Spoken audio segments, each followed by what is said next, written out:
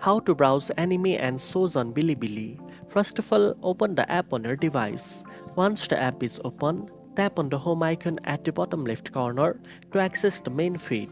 Next, look for the anime or shows section on the home page. You can scroll through recommended titles, trending anime, or featured shows based on your preferences. If you want to find a specific show, tap on the search bar at the top and type the name of the anime or show you are looking for. You can also filter the results by comprehensive, new post, or most viewed to make browsing easier. When you find the show or anime you like, tap on it to play the video. You can also add it to your watch list or follow the series to get notifications whenever a new episode is released. Explore different categories, recommendations, and trending anime to discover new shows and stay updated with popular series.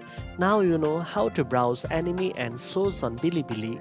If you found this video helpful, don't forget to like, share, and subscribe for more tech tips. Thanks for watching, and I'll see you in the next one.